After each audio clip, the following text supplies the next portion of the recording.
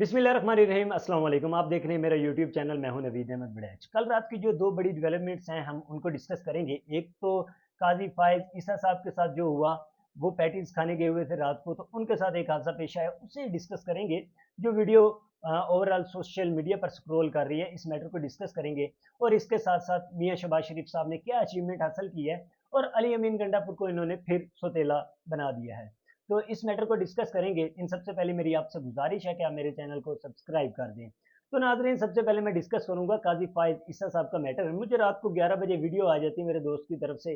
वो कहता है कि ये ब्लंडर हो गया, काजी फायज ईसा साहब गए हुए थे पैटीज वगैरह खाने और वो छोटी समोसियाँ लेने, तो वहाँ पर इनके साथ हादसा पेश हुआ है। वहाँ उन्होंने पूछा कि उन्होंने पहले तो इनको कहा कि आप ईसा काजी हैं। इन्होंने कहा हाँ जी। शायद उनको नाम का क्लियर नहीं था पता। तो उन्होंने कहा लानत हो तुम पर। अच्छा, ये वीडियो आज की नहीं है, ठीक है, ये किसी बड़े सहाफ़ी ने अपने ट्विटर पर आज लगाई है और रात को लगाई थी और वो वायरल होगी।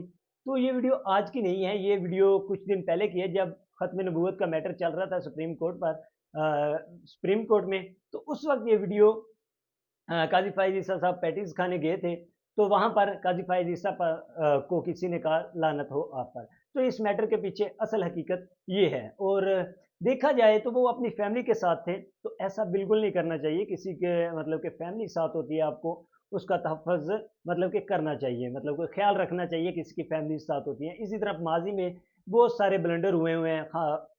खाना काबा में मरियम औरंगजेब के साथ ऐसा हुआ। फिर दूसरा, नवाज शरीफ साहब को जूता मारा गया, ठीक है, इनके ऊपर स्याही फेंकी गई, शहबाज गिल के ऊपर फेंकी गई। और भी काफ़ी ऐसे लोग हैं, शख्सियात हैं, जिनके साथ सियासी शख्सियात हैं, ऐसा हुआ। तो एंड एट द एंड काजी फाइज ईसा का 1 महीना रह गया था, तो उनको भी ये सब देखना पड़ा। लेकिन इस वक्त जो लोगों के कमेंट्स हैं या सहाफ़ियों के कमेंट्स हैं, वो यही कह रहे हैं कि ये वीडियो पीटीआई के ऊपर जो जुल्म जबर हुआ है उसके बकौल हुआ। तो देखा जाए, जो इस मुल्क में दो पॉइंट्स ऑफ व्यू होते हैं। एक पॉइंट्स ऑफ व्यू ये था कि वो फैमिलीज के साथ है, उनको ऐसा नहीं कहना चाहिए कि लानत हो आप पर, इस तरह वीडियोस नहीं बनानी चाहिए। और दूसरा पॉइंट ऑफ व्यू है कि काजी साहब आपने इस मुल्क का क्या कर दिया, गरीब के घर में रोटी भी नहीं है। ये मैटर बहुत लंबा है, अगर डिस्कस करूंगा तो वीडियो बहुत लंबी हो जाएगी, ठीक है ना। बच्चे स्कूल नहीं जा पा रहे, महंगाई देखें आपने, मतलब कि गधों को लाकर हुकूमत में बिठाया हुआ है, जिनके पल्ले कुछ नहीं है, ठीक है। और जब इनको ये इक़्तिदार में बैठे हुए हैं, आप ऊपर से नशिस्तें इनको दे रहे हैं एमएनए की, वो लें और आप इंजॉय करें और आईनी तरमीम भी करें और मुझे भी किसी आईनी अदालत का फिर से जज लगाएं। तो ये बखैर बहुत लंबी बहस है, इसे छोड़े।